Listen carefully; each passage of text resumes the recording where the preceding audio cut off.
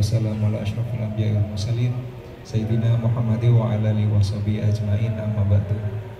Pertama-tama kita ucapkan puja-puji syukur kehadirat Allah Subhanahu wa taala karena pada malam hari ini kita bisa tarawih penuh seluruh karyawan, dan yang lebih spesial lagi kita kehadiran Ustadz Irham di sini beserta Mas Jaka.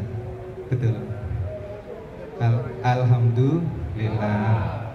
Tadi saya dengar suaranya, aduh benar-benar jangankan 4 salam, 20 salam, 80 salam. Kita siap kalau suaranya seperti itu. Jadi kita dengan tadi ada yang menangis. Jadi mendengar suaranya saja meskipun tidak bisa menyimak artinya satu persatu, kita bisa kira-kira terjemahan dari Al-Quran tersebut terantar ke dalam hati kita masing-masing. Alhamdulillah. Nah, untuk mempersingkat waktu, mari kita bentuk formasi U.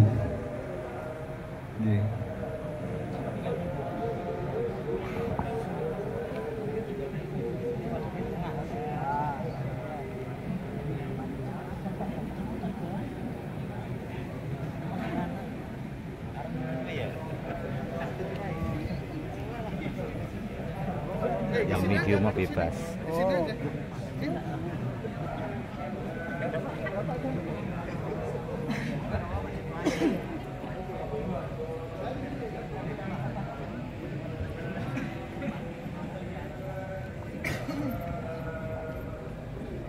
Kemudian saya ucapkan terima kasih juga untuk untuk kekompakannya teman-teman hadir tepat waktu. Jadi sebelum misa udah pada duduk nungguin ustadznya, sudah perjalanan apa belum, gimana jadi apa enggak? Jadi saya bilang masih dalam perjalanan.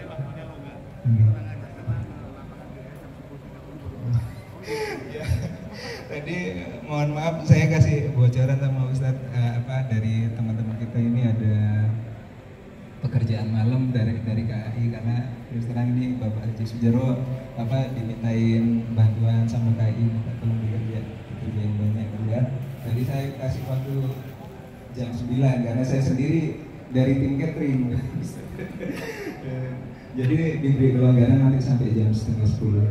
Jadi untuk mempersingkat waktu, nanti dari Ustadz Irham akan memberikan tausiah agama, motivasi, semangat buat kita semua.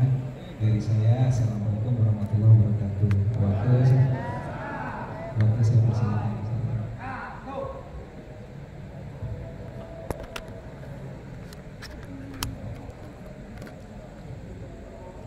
Baik, Bismillahirrahmanirrahim. Assalamualaikum warahmatullahi wabarakatuh. Waalaikumsalam warahmatullahi wabarakatuh. Alhamdulillah, assalatu wassalamu ala rasulillah wa ala alihi wa sahbihi wa mawala. Rabbi syrah li sadri wa yassir li amri wa hlul 'uqdatam min lisani yafqahu qawli. Bapak Pak Jarwo dan Ibu Sri yang saya hormati, dan teman-teman di sini ya, semua para punggawa-punggawa ya. Kalau nggak ada kan nggak jalan. Para punggawa-punggawa perusahaan yang dirahmati Allah Subhanahu wa taala. Kita bersyukur kehadirat Allah Subhanahu wa taala karena kita sampai di bulan Ramadan. Bulan ini penting sekali bagi kita, karena tidak sampai kita ke bulan Ramadan banyak kerugian yang kita dapatkan. Maka bersyukurlah kita bisa sampai di bulan Ramadan. Makanya Nabi jauh-jauh hari sebelum bulan Ramadan, di bulan Sya'ban, itu doanya, ya Allah, berkahi kami di bulan Sya'ban, sampaikan kami di bulan Ramadan. kita sampai di bulan Ramadan. Kata Nabi, fattaqu syahra Ramadan. Takutlah kamu atau bertakwalah kamu pada bulan Ramadan yang datang pada dirimu. Kenapa? Kata Nabi, fa innal hasanati tudha'afu fihi. Karena sesungguhnya kebaikan-kebaikan itu dilipat gandakan. Wa kadzalika sayyi'at. Tapi kata Nabi, begitu juga keburukan-keburukan itu dilipat gandakan. Maka bahagialah orang yang sampai pada bulan Ramadan, mengamalkan bulan Ramadan, melakukan amalan-amalan di bulan Ramadan. Tapi sebaliknya, celakalah orang yang sampai pada bulan Ramadan tapi tidak takut pada datangnya bulan Ramadan. Nah itu. Kita, kalau saya katakan begini ya, tadi yang imam itu santri saya, santri di pesantren Darus Sofa. Saya kebetulan pimpinan pesantren Darus Sofa. Kita ada pesantren yang dikhususkan untuk anak-anak du'afa dan yatim. Santri saya ini dari Medan, nih Pak Jarwo. Enggak pernah pulang selama 3 tahun. Kenapa? Enggak ada uang. Iya, orang tuanya enggak ada uang, enggak pulang. Tapi cukup sabar dengan segala hal yang dia dapatkan di pesantren. Apa yang kemudian terjadi? Maka muncullah keberkahan-keberkahan pada dirinya. Kalau dibilang Jaka ini ya, Mas Jaka ini baru kelas 3 SMA. Kalau dibilang pintar, enggak pintar. Tapi juga tidak ada orang bodoh. Yang ada adalah orang yang mau mempasrahkan dirinya kepada Allah Subhanahu wa taala pada jalan hidupnya. Nih ya, saya kasih tahu. Kata Allah dalam Al-Qur'an, ya, mati itu pasti datang sama kita. Kata Allah apa? La yastakhiruna sa'atan wa la yastaqdim. Tidak dimundurkan, tidak dimajukan. Tidak ada istilahnya panjang umur, nggak ada. Ada 3 hal yang Allah tanggung, sudah dicatatkan, diajali ya sebelum kita lahir di muka bumi. Pertama, hari kematian kita, umur kita udah dicatatkan. Jadi kalau kita umurnya 80, matinya umur 80. Kalau matinya nanti di umur 81, 60, 40, 30, 30. Mati datangnya tidak lihat umur. Lihat almarhum pemain bulu tangkis, masih muda kan, tabrakan, meninggal di tempat. Gak ada muda dan tua.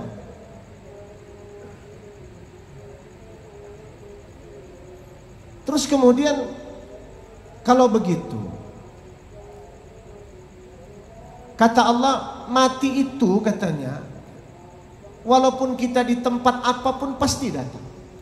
Terus yang paling penting bagi kita apa kalau begitu? Yaitu cara matinya kita. Itu yang paling penting. Itulah yang disebut dengan husnul khatimah. Orang umurnya 80 tahun, 90 tahun, tinggal cara matinya saja yang dia mau bagaimana. Mau mati dia baik, maka jadilah orang baik. Kalau mau matinya buruk, jadilah orang buruk.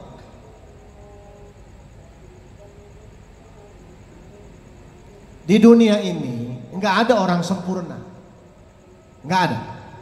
Tapi di dunia ini kita diminta untuk tetap melakukan kebaikan semaksimal mungkin.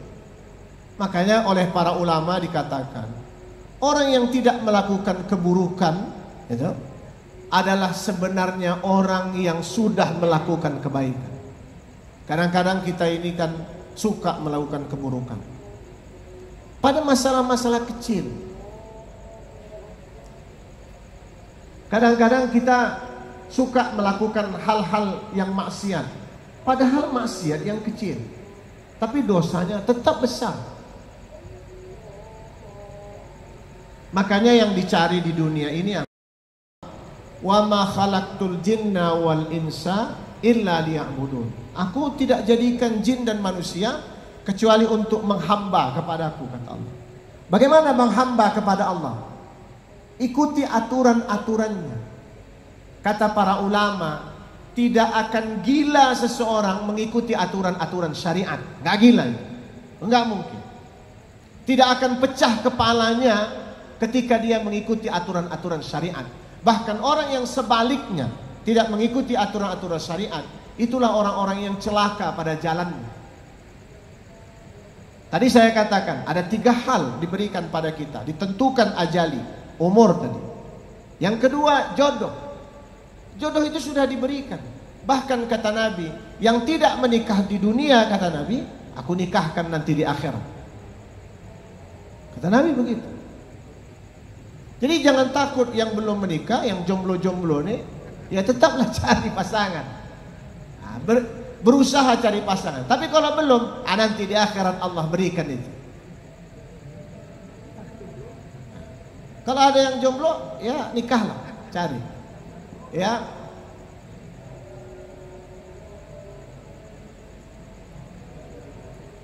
Kemudian yang ketiga adalah rezeki. Nah, ini yang paling susah difahami oleh manusia. Kata Allah, kami yang sudah memberikan rezeki kepada kalian, kata Allah. Tapi kita nggak percaya. Coba bayangkan, kita kadang-kadang sering mengeluh, oh saya ini susah, saya ini, tapi hidup juga sampai sekarang, nggak mau mati-mati. Mana yang susah-susah ini? Mau mati nggak? Nggak mau mati kan? Tapi hidup juga sampai sekarang. Jadi apanya yang kurang? Nggak ada yang kurang. Semua orang hidup di muka bumi ini, ketika Allah lahirkan dari perut ibunya, itu seluruhnya Allah berikan rezeki. Bayi itu orang gila.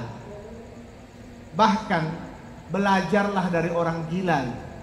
Orang gila itu nggak pakai baju, nggak pernah masuk angin, nggak pernah.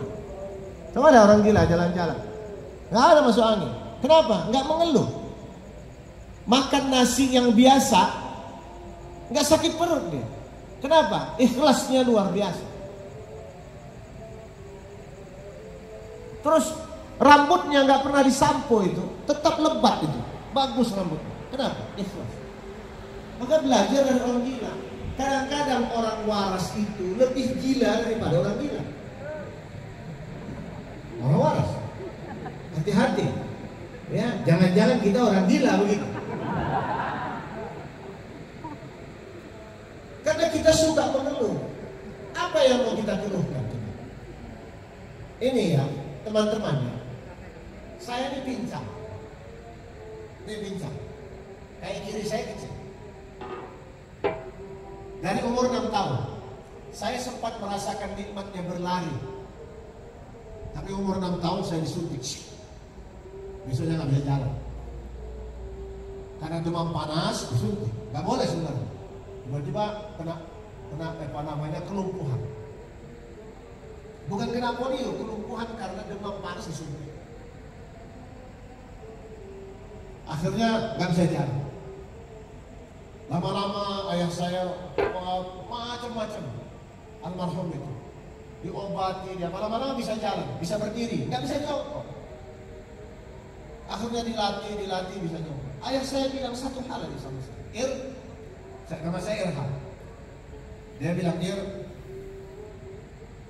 selemah-lemahnya kamu, katanya, begitu dia bilang sama saya. Jangan sekali-kali buat buruk, karena itu nggak benar.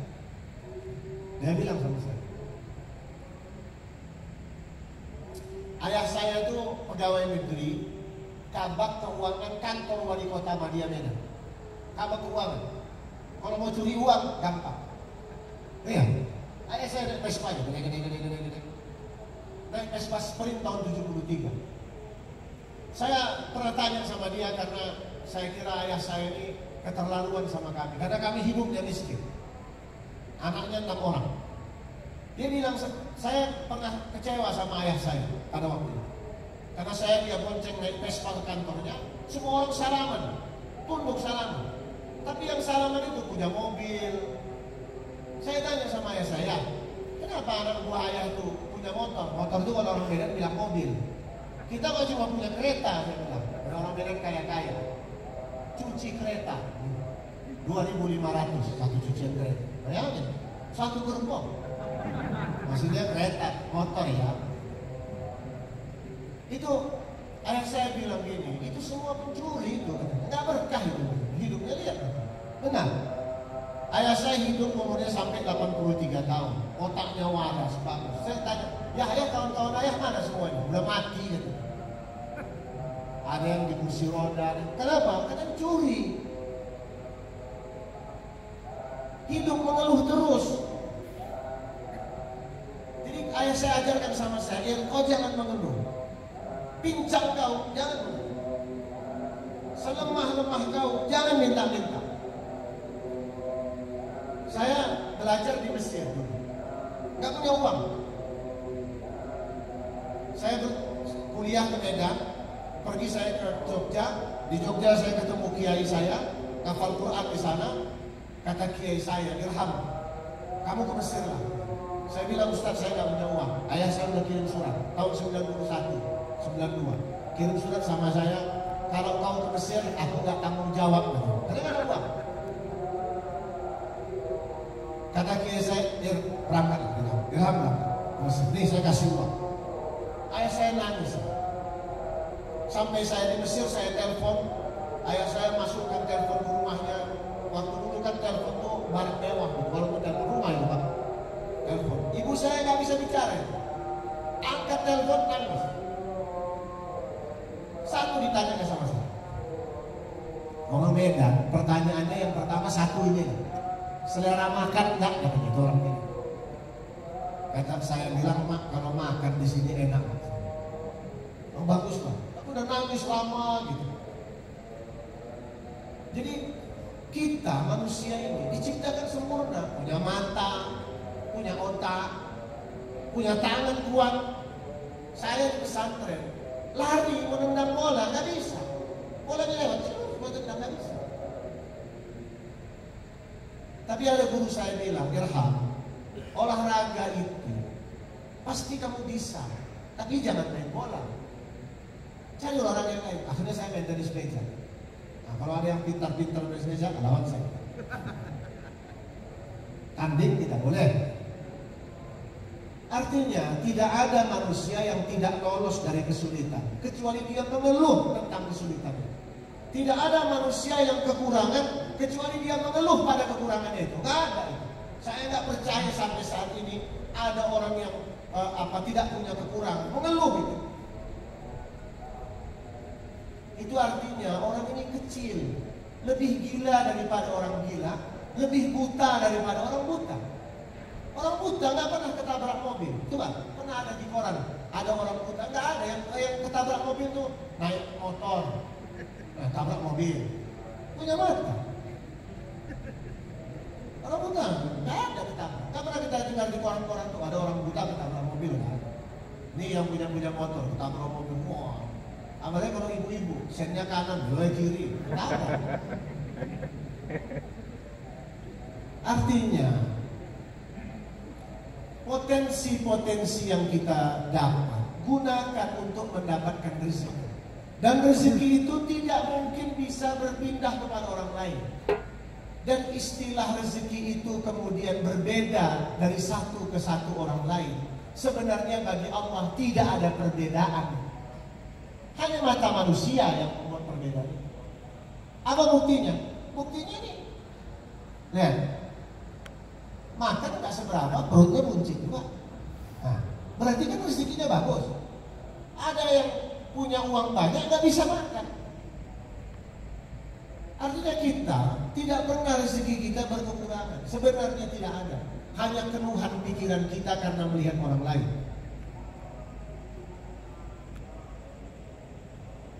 Saya dulu menikah, nggak punya kerjaan. Saya kalau cerita itu, saya sebenarnya sedih sekali.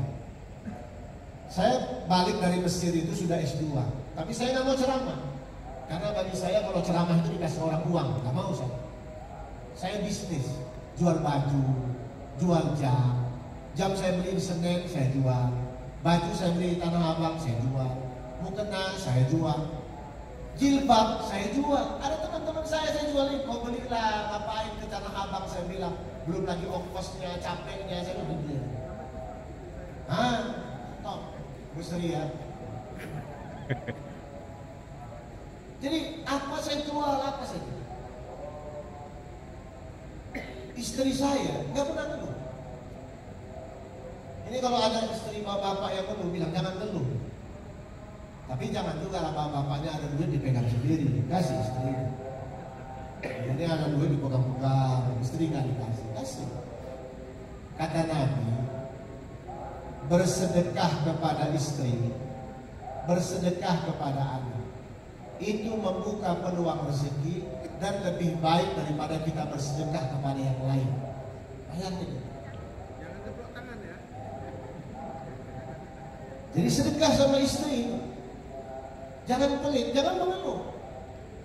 Saya dulu susah, makan aja kadang-kadang puasa. Saya dulu kayaknya orangnya alim sekali gitu.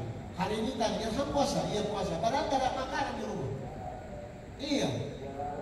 Istri saya hamil anak pertama, gak pernah minum susu. Gak ada namanya susu untuk orang hamil, gak pernah. Karena gak bisa saya bilang. Makan ikan asin peda itu 3 hari kami makan. Tapi saya bilang sama istri saya, Allah gak membiarkan kita mati hanya gara-gara ini. Gak mungkin. Enggak mungkin. Tapi kalau kita berbuat buruk, kita dimatikan Allah dengan keburukan. Jangan. Mari sama-sama kita lakukan yang terbaik. Ini masih muda-muda saya. Orang itu kerja di mana saja sama. Ya, sama aja. Saya pegawai negeri, dosen di UIN Syarif Hidayatullah di Fakultas Ekonomi. Saya, ya gini-gini dosen juga gitu ya. Cuma dosen-dosen kecil lah gitu ya. Dosen gak ada jabatan. Saya dari dulu 8 tahun saya nggak pernah ngambil komponen gaji saya itu yang gaji kedua dan ketiga. Karena saya ambil komponen gajinya. Sampai saya dimarahin, entah 8 tahun atau 9 tahun. Nggak pernah saya ambil. Tapi saya mikir bahwa ketika saya sudah ngambil komponen itu, apa saya sama saja. Kehidupan saya sama aja, gak ada kurang, gak ada tambah, gak ada begitu aja. Terus saya mikir-mikir apa yang di luar begitu. Sebenarnya satu hal, bahwa lakukan pekerjaan itu dengan ikhlas. Kalau bapak dan ibu sudah sign kontrak, tanda tangan kontrak untuk kerja, lakukan dengan ikhlas. Gak ada gunanya gak ikhlas. Udah berpeluh-peluh, berkeringat-keringat, capek, kemudian badan, kaki, tangan keram, enggak ikhlas, enggak ada gunanya. Allah tidak catatkan itu sebagai sebuah amalan yang baik. Jangan pandang berapa yang kita dapat. Saya pertama kali dulu ceramah, dulu tahun 99 dikasih 50.000. Saya bawa naik motor, tiba-tiba di-stop sama polisi karena saya nggak tahu ada traffic light, lampu merah. Di-stop, datang polisi. Saya bilang, Pak, saya nggak tahu, saya orang baru di sini, nggak bisa Pak begini. Biasalah polisi. Saya kasih aja amplop itu, nih Pak amplop. Ikhlas Bapak kan? Ya nggak usah ditanya ikhlas. Kan itu bukan kerjaan Bapak saja. Kerjaan Bapak itu menilang saja, bukan ngambil duit saya. Tapi kalau Bapak mau ambil. Itulah hidup yang tidak berkah. Sedikit padahal yang diambilnya, tapi ketidakberkahannya panjang sepanjang hidup. Hidup Pak Salikin. Oh ya. Iya, polisinya ada yang lain. Tapi banyak juga yang buruk. Gitu. Kalau yang baik di setiap tempat itu pasti ada. Pasti ada.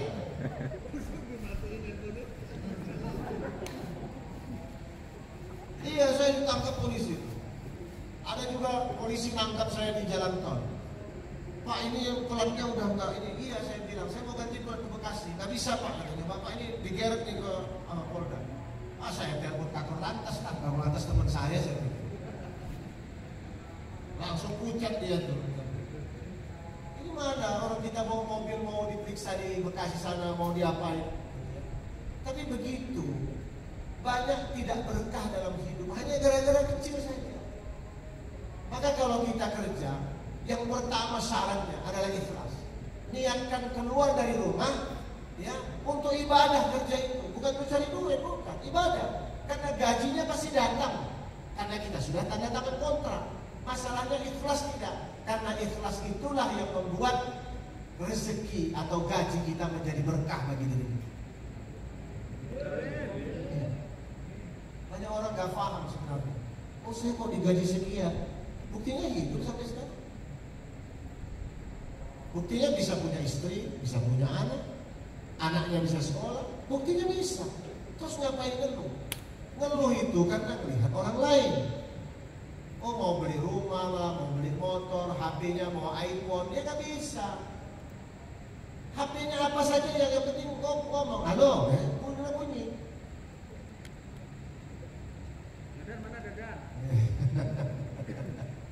Nah, ini hati-hati, karena keikhlasan kita ini kadang-kadang diuji dalam kita bekerja. Makanya jangan lakukan hal buruk dalam setiap pekerjaan. Ikhlas saja, tidak guna kita ini. Kalau tidak ikhlas dalam pekerjaan, itu selalu sempit rezeki kita. Selalu perasaan kita sempit rezeki kita. Nggak cukup berapapun.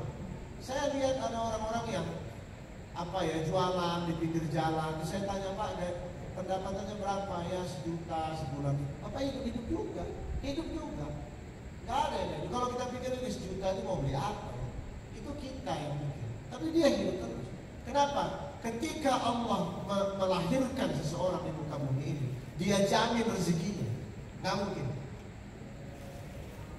Jadi kalau bapak punya anak, anaknya pun sudah dijamin rezekinya. Kata Allah, nahnu narzuqukum wa iyyahum. Ada 2 kali Allah sebutkan dalam kata yang berbeda. Nahnu narzuquhum wa iyyakum, kata Allah. 2 kali. Kami yang memberikan rezeki kepadamu dan kepada mereka anak-anak. Di ayat lain Allah katakan, kami yang memberikan rezeki kepada mereka anak-anakmu dan kamu, kata Allah. Jadi apa yang kita takut? Kadang-kadang kita khawatir kalau kita punya anak, rezeki kita nggak cukup. Terpaksa kita kayak anak buah ayah saya itu mencuri, ngapain? Ayah saya itu pensiun kena diabetes, tapi nggak seperti kena diabetes, tapi kena diabetes kata dokter. Terus saya iseng-iseng tanya sama ayah saya, katanya ayah baik, saya bilang, ayah kenapa kena diabetes? Iya, ini ada dosa sedikit gitu. Apa dosa saya? Itu teras rumah kita katanya. Waktu aku jadi kepala UPTD gitu. Itu ada duit negara aku ambil situ. Itulah makanya aku kena diabetes. Itu yang saya bilang. Hati-hati, karena kadang-kadang kita tidak tahu ya kesulitan hidup itu datang di mana ketika kita melakukan keburukan. Makanya saya nggak pernah keluh, saya pincang-pincang aja. Saya nggak peduli saya. Waktu saya ngelamar istri saya nggak peduli saya pincang. Terus terang, saya lamar aja. Saya bilang sama bapaknya, bahkan bapaknya nanya sama saya waktu itu saya masih belum punya kerjaan. Dirham, nanti kamu kalau nikah sama anak saya mau ngasih makan apa? Nah, saya kan pandai ya, tahu hadis gitu maksudnya dia. Saya bilang aja sama bapaknya, Pak, kalau perempuan dan laki-laki sudah berikrar untuk sebuah kebaikan, rezeki pasti muncul. Yakin bapak.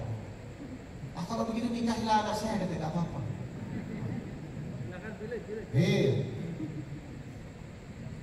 Jadi jangan khawatir, semua rezeki ada. Tinggal kita yang tidak mengerti rezeki itu ada di mana. Umur ini kan kata Nabi 73 kali malaikatul maut itu menatap wajah kita setiap hari. Itulah kenapa Allah katakan tidak pernah dilebihkan umur kita dan dikurangi karena 73 kali tinggal mencopot aja. Dia nunggu untuk mengambil apa. Jadi ketika Imam Al-Ghazali ditanya, kata sama muridnya, wahai guruku, katanya, apa yang paling mudah dilakukan manusia? Kata Imam Al-Ghazali, yang paling mudah dilakukan manusia adalah kemaksiatan. Ayo, bayangkan dari mulai berbohong, berkata kotor, itu paling mudah. Terus nilep sesuatu, itu paling mudah. Paling mudah. Gak ada yang tahu, tapi Allah tahu. Allah tidak buta. Kan tadi bacakan dari ayat, Allahu la ilaha illa huwal hayyul qayyum. Allah hidup, tidak tidur. Dia lihat aktivitas kita, dicatat oleh Raqib dan Atid setiap amalan kita. Jadi kalau Allah itu melihat seluruh amalan kita, maka yang kita lakukan ya adalah lakukan yang terbaik dalam setiap aktivitas pekerjaan. Inilah yang sebenarnya manusia kadang-kadang tidak sabar pada dirinya. Maka ada ulama mengatakan sabar itu tidak berujung dan sabar itu tidak berpangkal. Sabar itu terus mestinya ada pada diri kita. Tapi manusia bisa tidak menjadi tidak sabar? Bisa. Tapi kemudian dia kembali kepada Allah menjadi sabar, itu baru manusia yang baik. Kadang-kadang kita nggak sabar, wajar. Ya, makanya ada doa, Rabbana la tu'akhidna in nasina aw akhtana. Kadang-kadang kita lalai, kadang kita lupa, ya. Maka kita katakan, ya Allah, jangan Kau siksa kami kalau kami lupa dan lalai. Lalai aja, kita takut disiksa Allah. Lalai itu bisa saja karena ada desakan yang saat itu mendesak kita, kemudian kita melakukan keburukan. Tapi kemudian beranilah mengutarakan bahwa saya sudah berbuat keburukan. Insya Allah itu menjadi kebaikan. Tapi banyak orang yang tidak mampu mengakui keburukannya. Kan nggak apa-apa kalau kita mengakui keburukan. Saya ada keburukan saya, ada. Makanya saya nggak berani buat YouTube. Teman-teman saya kan dari Mesir itu bilang, Ilham, ente buat YouTube aja.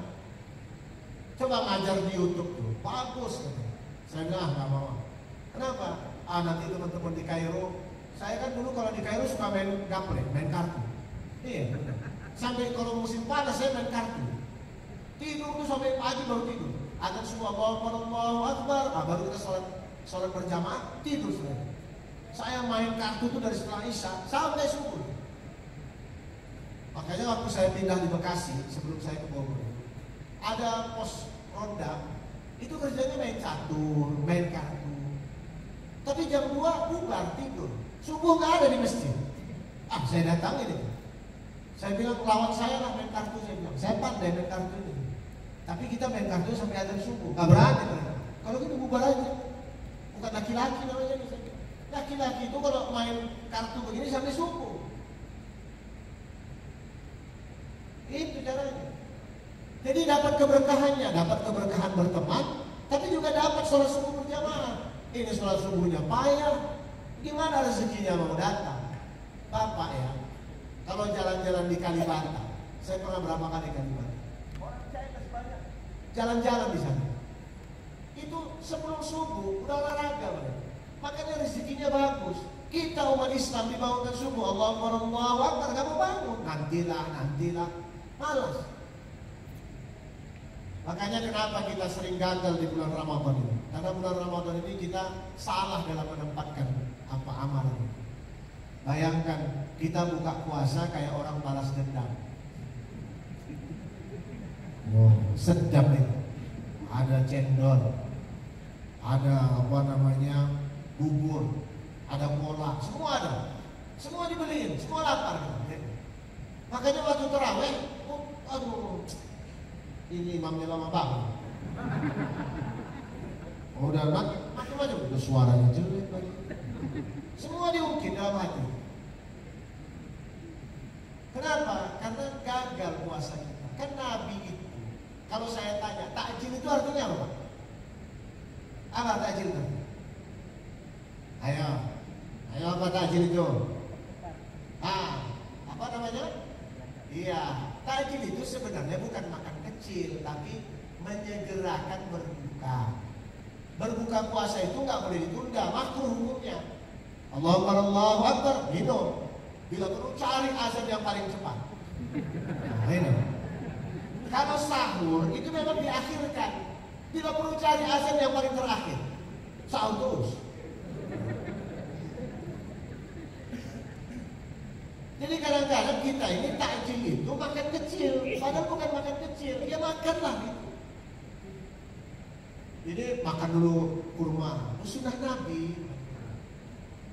Itu apa aja itu, ungkapan main-main, sunnah Nabi. Tapi setelah maghrib makan sahur, Nabi nggak pernah gitu. Nabi itu makan kurma, makan roti, sholat sudah selesai. Saya pernah di Jeddah, diajak seorang syekh berbuka bersama. Kata syekh ini, dia bilang irham, karena dia tahu saya mahasiswa, cari duit di Saudi untuk kehidupan saya setahun. Saya kan begitu, setiap tahun saya ke Saudi cari duit, karena untuk hidup saya di Mesir. Saya Pak, dan pulang pun orang tua saya nggak tahu kalau saya pulang. Tiba-tiba udah ada, pulang aja saya ke rumah, karena saya nggak mau ngeluh-ngeluh. Nggak pernah saya ngeluh. Saya bilang sama ibu saya, Mak, Mama pernah, ibu saya masih hidup sampai sekarang. Saya bilang sama ibu saya, Mak, Mama pernah nggak dengar saya ngeluh? Nggak pernah. Enggak, saya nggak mau ngeluh. Dan saya nggak pernah ngeluh sama istri saya nggak pernah ngeluh sama anak saya, nggak pernah ngeluh sama siapa-siapa lagi. Karena nggak mau saya dianggap orang bahwa saya suka mengeluh. Karena itu perbuatan yang buruk sebenarnya, mempersempit rezeki. Jadi saya diajak makan, buka bersama. Saya bilang, ayolah, nggak apa-apa gitu, ya. Makanlah kami di rumahnya, buka Allahu Akbar. Ada kurma, ada susu, ada jus, kemudian ada buah kerbau. Bukalah kami kan, sedap nih, makan kecil, takjil kan, kita bilang kan. Terus dia bilang begini, irham, ya Allah, katanya ta'ala ilal masjid, nusalli. Katanya yuk kita ke masjid, salat dulu. Ayo saya bilang, salat kami makan. Masjid itu gak jauh dari rumahnya. Allahumma rabbana salamun. Wah, dia zikir subhanallah. Lama zikir. Kita orang ini sudah lapar. Aduh, gawat. Mau keluar takut ditanya sama dia kan? Saya duduk di sampingnya. Ada sudah lapar sekali. Sampai ada kisah berkumandang, nggak balik-balik kami ke rumah. Aduh, gawat sekali. Itulah orang-orang kita Indonesia yang harus makan. Akhirnya kami sholat tarawih. Salat tarawih, kemudian 1 juz lagi bacaan. Iya, 11 rakaat itu, kalau 1 juz, berarti 10 rakaatnya itu per 1 rakaat itu 1 lembar. Bayang kita begini aja, lama.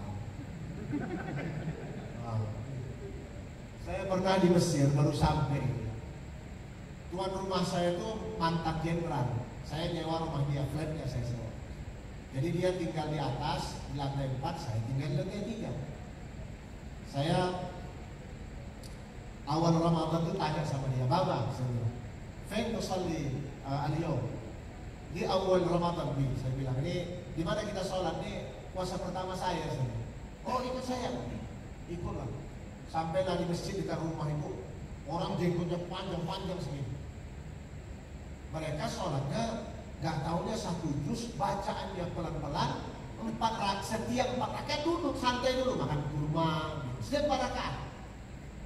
Lamanya luar biasa.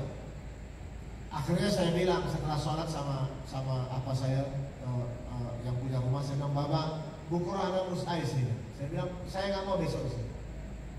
Saya bilang, dullani ala masjidin, saya bilang, yusalli hina salah seorang sering.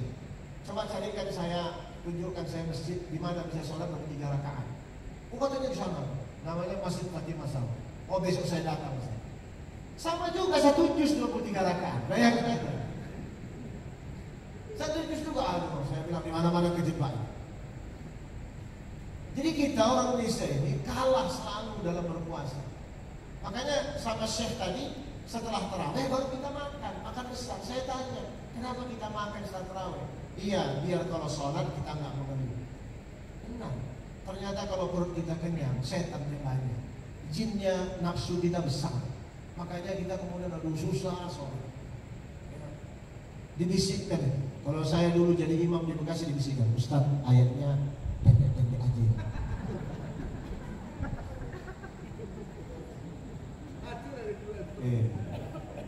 Kalau bisa top 10 aja, top 10. Top 10 itu 10 yang terakhir, top 10 aja. Top 10 aja. Dari mulai wailul likulli humazatin lumazah. Top 10. Cuma hitung dari surah Al-Lumazah sampai ke apa namanya? Ke Al-Lahab. Itu cuma 10 surah. Itu aja itu. Top 10. Makanya di Indonesia ini hari pertama puasa itu semarak. Lama-lama turun. Terus 10 hari terakhir tinggal 2 shaf, 1 shaf. Iya, ditanya tuh, mana orang-orang ini? Mereka pulang kampung, Pak. Saya diundang ke Surabaya, Idul Fitri. Nggak ada juga orang di sana, sepi juga. Mana orang Jakarta yang pulang ke Surabaya? Nggak ada juga. Berarti di mana mereka nyangkutnya?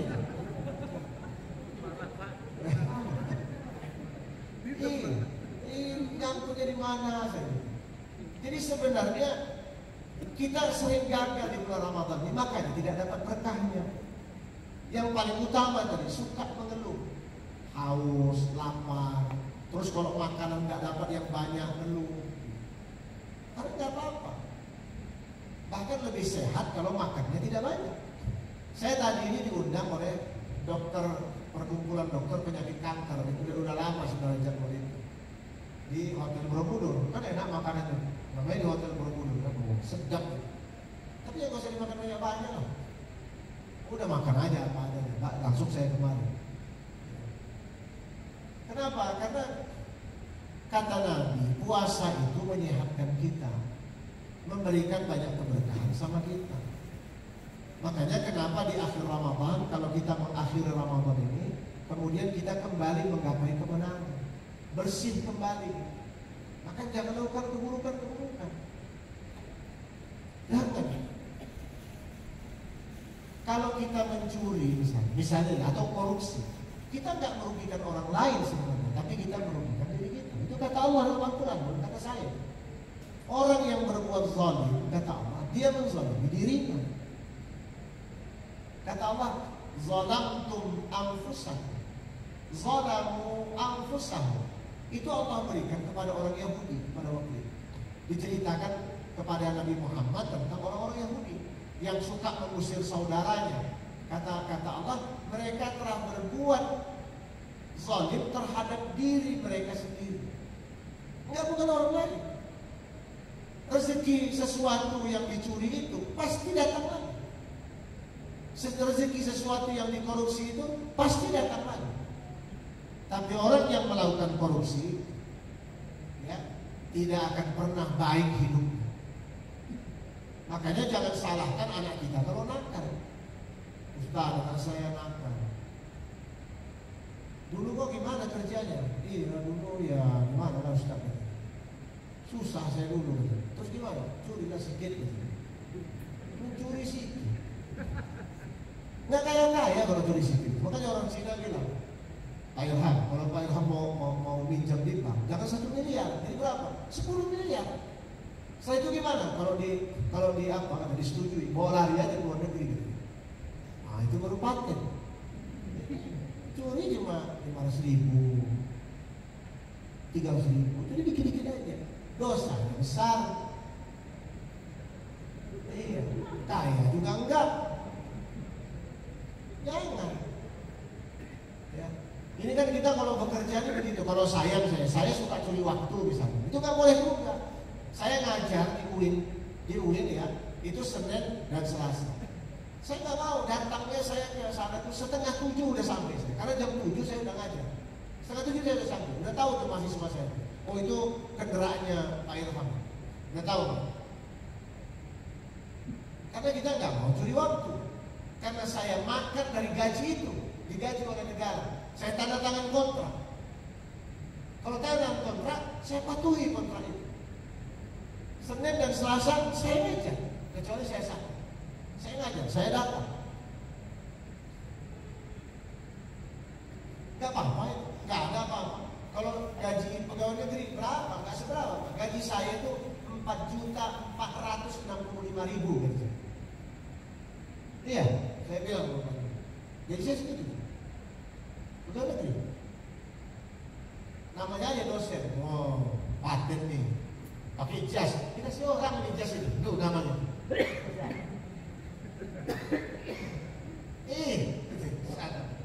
Baju yang saya pakai rombaan ini dikasih orang juga. Ini bahannya diberi orang juga. Baru saya jahit sendiri. Nah, ada kalau beli sendiri nggak cukup juga duitnya. Ini ada teman saya kaya sekali, dia baru buat jas, main-main ke pesantren. Dia bilang, Pak Irham, apa? Saya mau kasih Pak Irham. Ya, pokoknya terserah aja lah Pak. Kalau mau ngasih kasih aja apa ya. Kalau nggak usah, nggak apa-apa. Karena bersilaturahim itu nggak perlu ngasih. Terus dia datang ke mobilnya, dia ambil jasnya. Pak Irham ini, jas ini baru jadi tadi. Gitu. Itu 4 tahun yang lalu, 5 tahun yang lalu. Terus baru saya pakai. Gitu. Udah Pak Irham ambil aja. Cocok nggak? Saya pakai cocok. Tapi masalahnya masih ada namanya di sini. Ya mau apa lagi? Mungkin pakai aja kan nggak ada orang lihat kan. Tapi jangan ngeluh. Gaji itu ya segitu-segitu aja nggak akan kurang. Buktinya saya sampai sekarang makan juga. Jadi kita ya sebenarnya rezeki itu datang pelan, sedikit. Saya dulu Pak Jarod, saya kemana-mana ceramah dulu, sampai ke Papua dulu. Akhirnya saya nggak mau, saya udah Sabang, Merauke semua udah saya datang ini. Raja Ampat pun sudah saya datang, udah puas lah saya diundang-undang ceramah. Tapi saya nggak mau lagi ceramah. Saya lebih banyak di pesantren. Ini eksiden seperti ini mau saya terima. Tapi kalau di jadwal-jadwalnya nggak mau lagi. Kenapa? Udahlah saya pikir rezeki itu segitu aja loh, sama aja. Kita mau cari apa di dunia ini? Gak ada. Yang paling penting besarkan anak-anak kita dalam uang yang halal. Berikan ajaran yang baik sama anak-anak kita. Yang paling penting. Bahagialah kita ketika anak-anak kita berhasil. Ayah saya dulu 6 anaknya. Kami sering dulu makan cuma ikan teri. Dulu kan teri Medan zaman saya kecil itu belum mahal. Ibu saya itu kadang-kadang nggak punya minyak tanah, dulu kan pakai minyak tanah, nggak punya. Akhirnya ada kan kalau zaman dulu kan orang nyimpan air panas kan di termos. Jadi apa itu teri itu dicuci aja sama ibu saya pakai air panas itu, dicuci, ditiris gitu, terus dipotong-potongnya cabai, terus kemudian dikasih kecap. Udah bubuk-bubuk ini kayak makan sama nasi. Sekarang jadi makanan mahal itu. Dulu enggak. Itu murah sekali kita makan itu. Ayah saya bilang, yang penting kalian jangan lakukan hal itu. Dulu ayah saya itu marah sekali kalau saya, misalnya ya, dulu ayah saya itu marah kalau kami itu misalnya tidak ngaji, itu marah sekali. Marah sekali. Terus kemudian kalau kami berantem, itu marah. Makanya saya kalau dikatai pincang, saya nggak pernah berantem. Cuma sekali seumur hidup saya berantem. Itu pun habis saya berantem itu, berkelahi itu, saya dipukul ibu saya.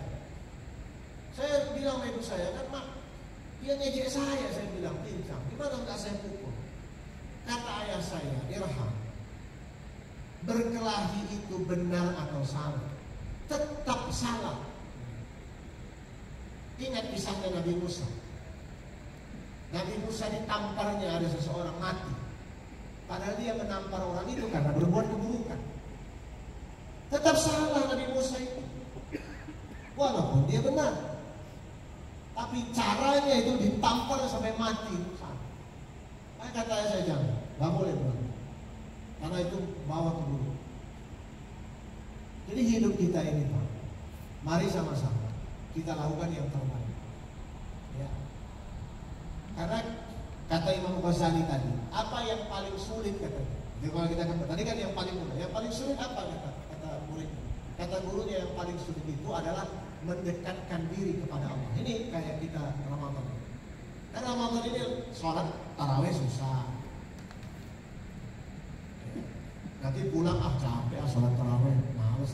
Kalau saya bilang ke anak saya, sholat tarawih itu gak perlu banyak lah. Kalau kamu capek, sholat tarawih 2 rakaat selesai.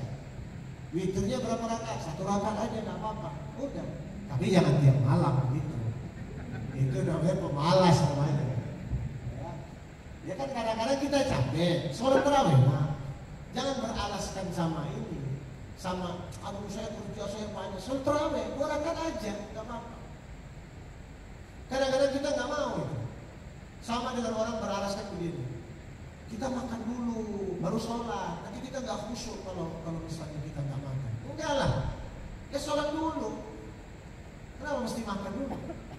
Kecuali kita diundang orang, disiapkan makanannya. Tiba-tiba azan, Allahu Akbar, makan dulu lah. Karena sudah diundang, disiapkan. Tapi kan kalau siang kita yang datang ke warung, kita yang disiapkan makanan di sini. Ya sholat dulu. Jadi ibadah itu didahulukan dari apa saja, karena itu yang membawa keberkahan. Jangan percaya sama bisikan-bisikan orang. Kadang-kadang ada orang bilang begini. Ini contoh ya, santri saya ini contoh. Banyak santri saya begini. Di pesantren saya, ya sekolah. Nanti ada orang berbisik, kamu pindah aja pesantren sana tuh enak, begini. Itu bisikan dukun itu, setan. Kadang-kadang begitu, saya bilang sama santri saya, jangan. Kamu nanti kalau pindah ke sana, gak bisa kamu balik kemari. Ada beberapa santri saya yang keluar pindah ke tempat lain, ternyata gak enak. Mau balik lagi ke tempat saya bilang gak saya terima. Karena dari awal, itu maksudnya apa? Bahwa kalau kita sudah berada di suatu tempat dan tempat itu memberikan kebaikan sama kita, berjuanglah di tempat itu. Itu. Berjuanglah di tempat itu. Jangan mikir yang lain-lain. Kadang-kadang kita terlalu banyak mikir. Lama-lama nggak jadi. Kita ini diciptakan memang begini, beda-beda. Saya kasih tahu ya. Misalnya ada si A punya mobil, si B punya motor, si C punya sepeda. Saya tanya sekarang, yang mana yang paling kuat itu? A, B atau C? Yang mana yang paling kuat? Yang naik sepeda lah yang C. Pasti itu yang paling kuat. Coba suruh yang naik mobil itu naik sepeda, bisa mati di tengah jalan, sakit jantung. Karena dia rim gas aja Pak. Jadi sebenarnya Allah itu adil sama kita. Cuma kita nggak tahu membaca keadilan Allah itu. Adil Allah itu sebenarnya. Orang bisa naik motor. Saya kemarin ceramah di perusahaan Kalbi. Naik motor lah saya. Makanya hari ini saya naik mobil, naik motor. Besok pagi, tadi pagi masuk angin saya. Kata istri saya, Pak, abang gak usah sok-sokan gitu. Kenapa nih? Saya bilang, iya pengurus salah. Udah itu bukan milik abang naik motor itu. Itu milik orang yang kuat. Abang naik mobil aja. Jangan merasa abang kalau mau naik kuat banget naik motor gitu. Kalau nggak kuat nggak usah naik motor. Ternyata orang naik motor itu kuat. Coba Pak yang naik motor dia balik, kuat banget itu. Saya padahal waktu itu hanya 9 kilo tadi malam itu. Saya ukur itu, pakai Google Map 9 kilo, pulang pergi 18 kilo. Masuk angin saya. Kalau saya udah pakai jaket, pakai rompi anti peluru sudah di dalam itu. Ya kan ada rompi anti peluru dia. Udah pakai itu supaya jangan kena angin. Pulang tetap aja masuk angin. Artinya kita syukuri yang kita dapat. Jangan kita menoleh kepada hal yang lain. Kadang-kadang begitu. Kan misalnya kalau bersuami istri, kalau kita lihat perempuan lain cantik, oh istri kita lebih cantik sebenarnya. Iya kan? Kadang-kadang yang muda-muda yang udah nikah, kadang-kadang yang perempuan yang cantik, mantap gitu ya. Karena istri gitu di rumah cantik. Saya dikira orang saya nih, wah ini pasti Pak Ustadz kalau cerita begini mau kawin lagi nih. Enggak. Enggak ada lah di dunia. Jadi kita punya keluarga itu jaga, rawat keluarga kita. Kasih makan yang halal, jangan kasih makan yang haram. Karena kata Nabi, ketika ada seorang bertanya kepada Nabi, wahai Rasulullah, katanya, kenapa doaku tidak dikabulkan? Kata Rasulullah, makananmu haram, katanya.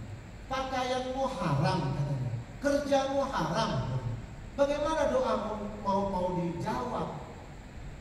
Jadi jangan ambil yang haram-haram itu. Jangan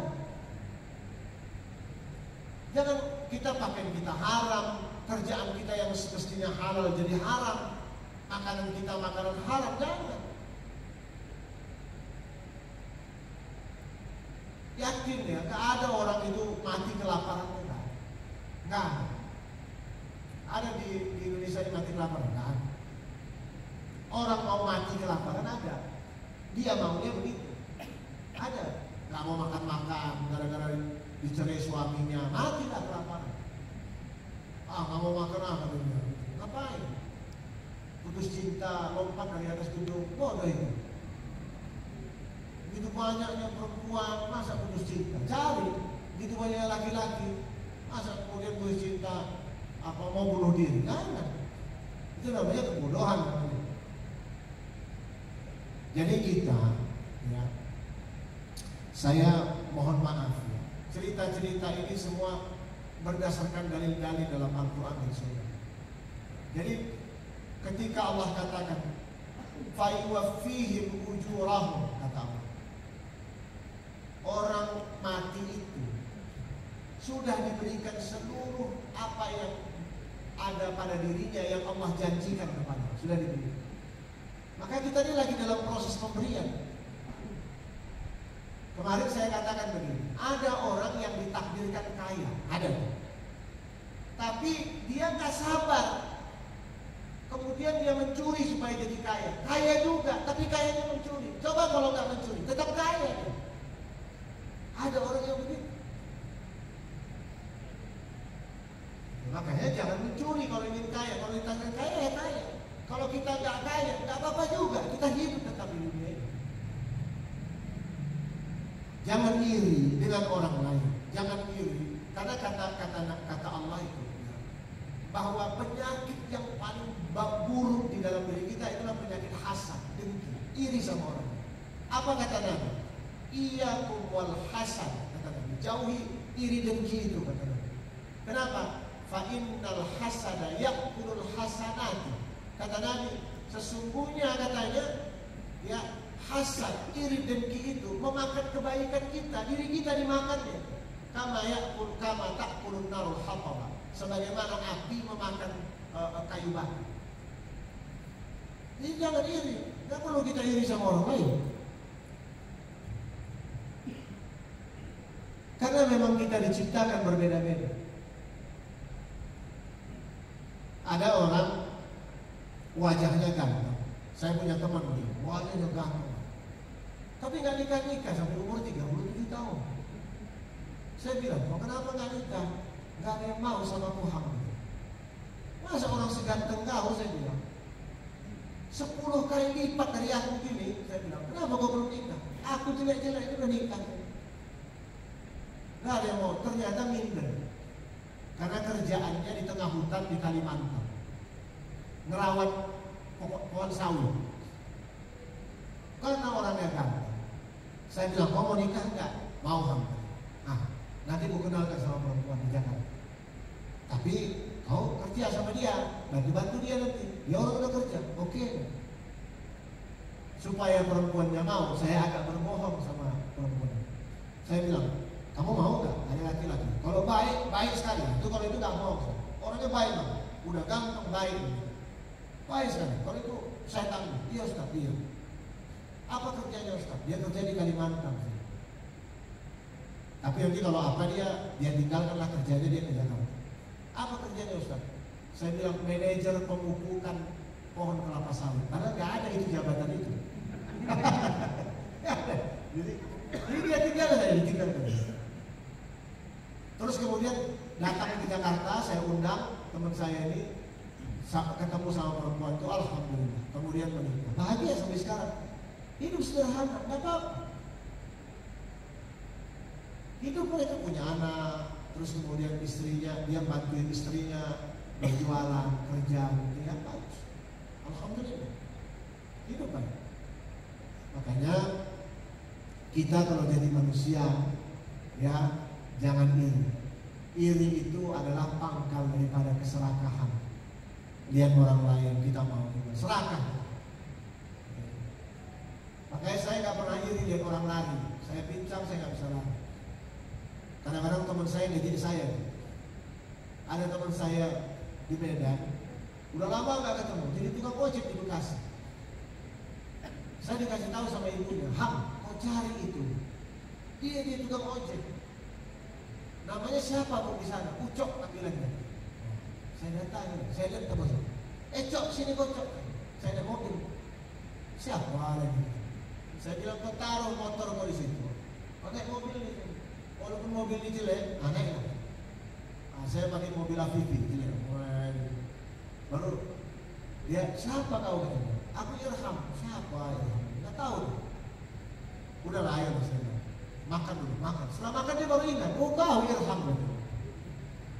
Ternyata orang itu kalau susah itu hilang segala hal dalam dirinya, apalagi dia menyusahkan dirinya. Akhirnya saya bilang sama dia, karena dia tamatan pesantren, jago bahasa Inggris, ya.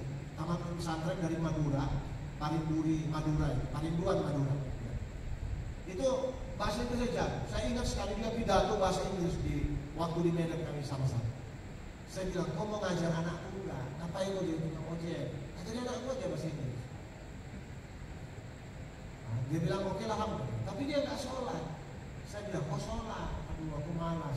Pokoknya gini lah, kau datang sebelum maghrib, pulang setelah isya. Akhirnya dia datang sebelum maghrib. Saya ajak sholat isya. Setelah saya sholat maghrib, habis maghrib dia ngajari anak-anak saya. Kemudian sholat isya lagi, setelah sholat isya baru saya ajak makan. Lama-lama dia baru sadar, iya ya, aku kok gini-gini aja. Padahal aku punya kelebihan. Akhirnya ada pekerjaan untuk marbot di PT Wilmar di rumah, di perumahan PT Wilmar. Di perumahan, mereka butuh marbot. Saya bilang dia aja nih, udah tua-tua belum nikah. Iya, belum nikah waktu itu. Jadi saya suruh ke sana. Sana dia bagus. Alhamdulillah katanya aku kerja di sini aja lah sampai mati. Iya, ternyata orang itu kalau sudah tahu kenikmatan, bukan uang lagi. Tahu kenikmatan. Jadi marbot pun enggak apa-apa. Aku di sini aja lah, saya mati enggak apa-apa. Jadi sebenarnya saya tanya sama dia, kamu ada kekurangan enggak? Enggak ada. Kalau makan dikasih sama orang sini. Kalau gaji dikasih, alhamdulillah katanya. Pokoknya aku adalah gajiku kecil, tapi alhamdulillah. Karena kadang-kadang kita ini dulu gaji kita kecil. Gaji enggak cukup, enggak cukup. Berapa pun enggak cukup. Bapak ini kalau dikasih gaji 20 juta, nggak cukup, bayangannya aja cukup, nggak cukup. Iya bayangannya itu karena sekarang gajinya nggak sampai 20 juta. Dikasih 20 juta, nggak cukup juga. Itulah keserakahan manusia. Coba tanya orang yang gajinya 20 juta, dia tanya sama mereka, cukup, nggak cukup. Orang kalau gajinya 20 juta, cita-citanya banyak, Pak. Dari mulai dia mau punya rumah, dari mulai dia mau punya mobil, dari kemudian mau jalan-jalan. Ada satu lagi yang berbahaya, mau punya istri lagi.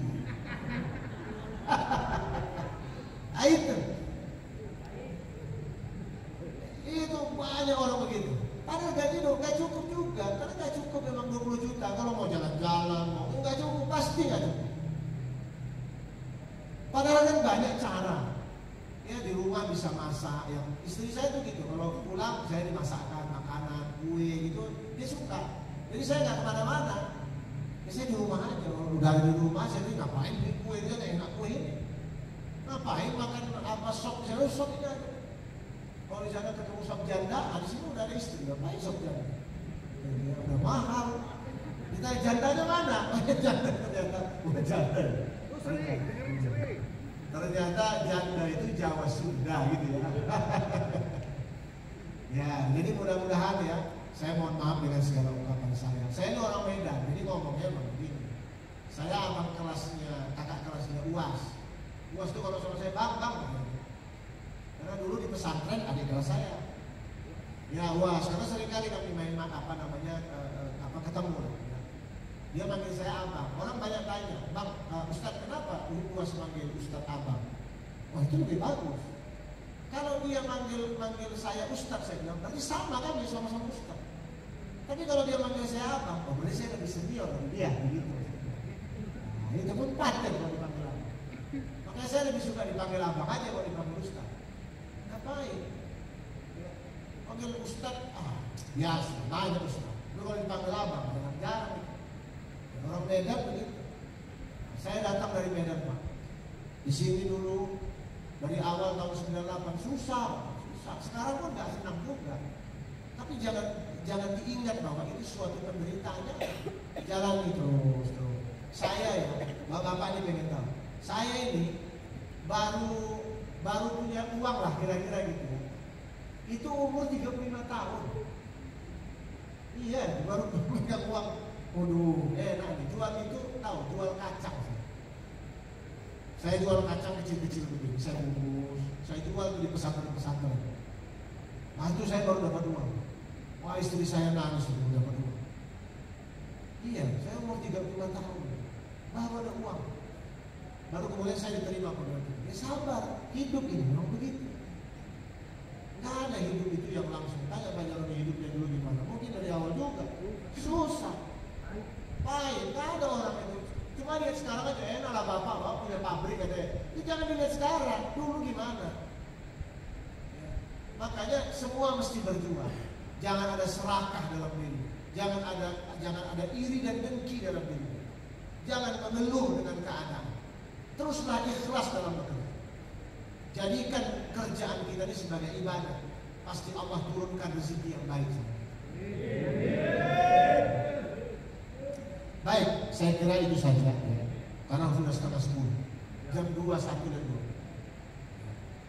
Saya mohon maaf dengan segala. Kalau saya cerita, banyak aja cerita saya. Sampai besok pagi pun kayak main kartu pun boleh. Nanti sekali-sekali main kartu aja bisa. Tapi sholat dia mulai malamnya, mau ya? Jam 2 kita sholat, mau. Malam, enggak kita dulu. Kalau mau boleh, saya lagi dulu. Kalau Pak Jarod disiapkan ya makanan kita itu apa ya? Nah, iya, sedia ada catering. Mantap sekali. Ya. Baik ini saja. Ya. Mari kita sama-sama berdoa kepada Allah Subhanahu Wa Taala. Mudah-mudahan bulan Ramadan ini bukan yang terakhir bagi kita. Kita ingin ada bulan Ramadan yang akan datang, bulan Ramadan yang akan datang, menyadarkan seluruh jiwa dan raga kita bahwa kita ini ya tidak ada apa-apanya di hadapan Allah. Mari sama-sama kita beristighfar. Astaghfirullahaladzim, astaghfirullahaladzim, astaghfirullahaladzim wa atubu. A'udzu billahi minasyaitonir rajim. Bismillahirrahmanirrahim. Alhamdulillahirabbil alamin hamdan yuwafi ni'amahu wa yukafi'u mazidah. Ya Rabbana lakal hamdu kama yanbaghi li jalali wajhikal karim wa 'azimi sultanik. Allahumma salli wa sallim ala sayyidina wa habibina wa maulana Muhammad wa ala alihi wa ashabihi ajma'in. Allahumma ighfir lana dhunubana wa liwalidina warhamhum kama rabbawna shighara wa li jami'il muslimina wal muslimat wal mu'minina wal mu'minat al-ahya'i minhum wal amwat birahmatika ya arhamar rahimin. Ya Allah, ya Ghafur, ya Rahim. Ampuni dosa-dosa kami ya Allah, dosa-dosa masa lalu kami ya Allah, dan ampuni kedua orang tua kami ya Allah, baik mereka masih hidup atau mereka yang sudah meninggalkan kami ya Allah. Ya Allah ya Tuhan kami, jadikan malam ini kami berkumpul sebagai saudara di antara kami ya Allah. Jikalau kami nanti berpisah, jadikan perpisahan ini sebagai sebuah bentuk persatuan dan keteguhan di antara kami ya Allah ya Arhamar Rahimin. Allahumma ja'al jam'ana hadza jam'an marhuma wa tafarruqana min ba'dihi tafarruqan ma'suma. Allahumma la tada' lana fi maqamina hadha dhanban illa ghafarta. Ya Allah, janganlah Engkau jadikan dosa-dosa kami menjadi dosa-dosa yang terus ada pada diri kami, ya Allah. Dan jadikan tempat kami bekerja ini, ya Allah, sebagai tempat yang memberikan keberkahan kepada kami. Allahumma barik lana fi a'malina, Allahumma barik lana fi kulli a'malina, sahhil lana umurana ya Allah, yassir lana kulla a'malina ya arhamar rahimin.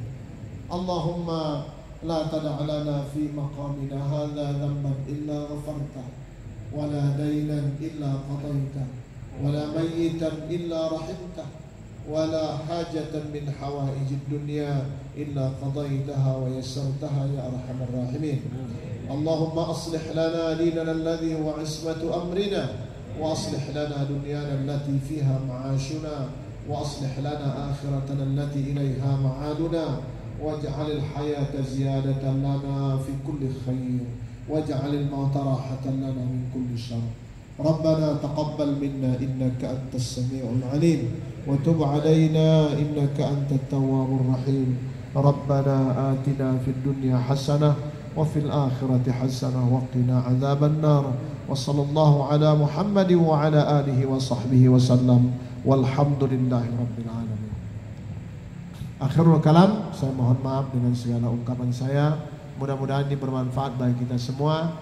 Jangan lupa bekerjalah dengan baik, bekerjalah dengan ikhlas, manfaatkan bulan Ramadan untuk mendapatkan ampunan-ampunan dari Allah Subhanahu wa taala. Wabillahi taufiq wal hidayah. Wassalamualaikum warahmatullahi wabarakatuh. Waalaikumsalam warahmatullahi wabarakatuh. Tausiah malam ini dari Pak Ustadz. Mudah-mudahan kita barokah semuanya. Dan mudah-mudahan ya kita bisa masih bertemu lagi terus. Ya, intinya malam ini langsung karena kita memang pejuang-pejuang pembangunan Indonesia. Terima kasih juga kedatangan dari Pak Polri, Pak Intel kita selalu di mana-mana beliau. Dan ini langsung karena tanggal 12 kita sudah close, kita pulang kampung Pak. Jadi mohon maaf kalau shopnya nanti terawihnya menyusut. Ya jadi langsung gerak cepat semuanya setelah ibu-ibu ini pulang kembali masing-masing. Ini langsung digulung. Ini biari saja begini, semua digulung. Terus masih ada bakso dan macam-macam. Mbak Jamil tolong disiapkan Pak Ustadz, kalau ada apa bakso panas-panas masih ada enggak? Mantap tuh kata Pak Ustadz. Masih ada baksonya enggak? Masih. Ya karena tadi nungguin Pak Ustadz, karena Pak Ustadz tadi buka puasanya di Hotel Borobudur. Ya terima kasih juga Pak Imam kita Mas Jaka, ajari cengkoknya biar kita juga kadang-kadang kita juga mimpin sholat biar sejuk hatinya cengkok-cengkoknya Pak. Amin insyaallah. Pokoknya kita siap aja, udah percaya. Kita ini terus terang aja ketemu Pak Ustadz ini langsung saya terpicut karena memang wah masuk akal ini. Alhamdulillah. Doktrinnya mantep ya, jadi memang teman-teman ya itulah kita mendekatkan saja ke Yang Maha Kuasa dengan kebaikan imam itu aja. Saya juga udah capek dari zaman dulu tuh bandelnya, nggak benernya, apa yang saya makan, apa yang saya ambil sudah saya alami semua saya buang, sembari saya kembali lagi biarpun saya ini bacanya masih liar-liar. Ini sudah saatnya kita harus kembali karena apa, umur saya juga sudah 53, kita nggak akan umur kapan lagi kalau sudah innalillahi wa inna ilaihi raji'un sudah dipocong. Udah kalau udah kayak gitu gimana? Yang mumpung masih ada kesempatan, terima kasih juga. Ini kita ketemukan ini malam ini juga semua sudah diatur yang kuasa. Kita nggak ngerti beliau dari mana. Ya alhamdulillah mudah-mudahan itu aja dari tim konstruksi, bagian konstruksi tadi Pak Ustadz sudah ngomong, Pak saya mau bikin tangga untuk masjid yang gini gimana? Kita bagian Pak Pacil bagian rohani, tolong survei ke tempatnya Pak Ustadz atau gimana, lihat Ini mesin las banyak gini. Bagian las juga jangan minta bayaran kalau mau jalur sodako, mau ke surga kan gitu. Semua alat kita siapkan kan gitu. Kira-kira itu matur nuwun Pak Ustadz, dan terima kasih Mas Jaka. Kalau Mas Jaka diizinkan Pak Ustadz main ke sini juga boleh, biar aku tak ikut. Kita ngaji, saya mau ngaji, saya mau jadi imam yang benar sama Pak Solikin. Pak Solikin ini juga Pak Polri, kita setiap malam ketemu penjahat terus sudah capek. Betul Pak? Ya sebenarnya samping kanan kirinya sampai juga penjahat. Karena kan sudah sembuh. Kira-kira itu langsung gerak cepat, kalem, seset yang kerja malam disiapkan. Karena Pak Ustadz juga mau kondur, mau pulang. Mungkin bahasa Jawa kondur tahu karena pernah di Jogja. Saya Purworejo, sisa Solo. Istriku di mana Bu sih? Oh lah itu. Bakso dan tengah-tengah sini kasih meja putih sama ya. Atau enggak makannya di sini enggak apa-apa Pak. Di sini aja makan baksonya. Kira-kira itu tak tutup. Wassalamualaikum warahmatullahi wabarakatuh. Waalaikumsalam warahmatullahi wabarakatuh.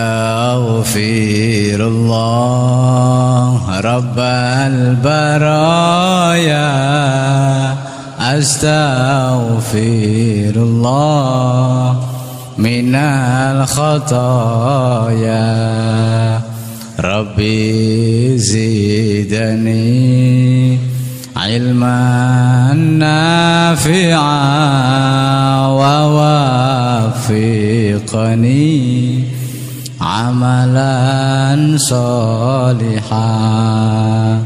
Ya Rasulullah salamun alaik ya rafi'a sya'ni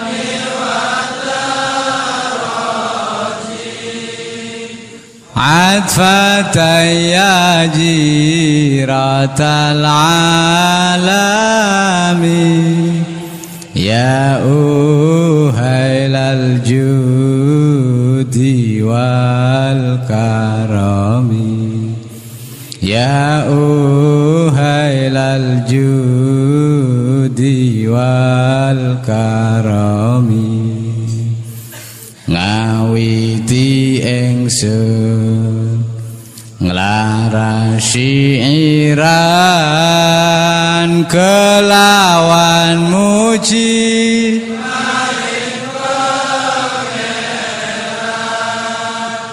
kang paring rahmat lan kenikmatan rina wengi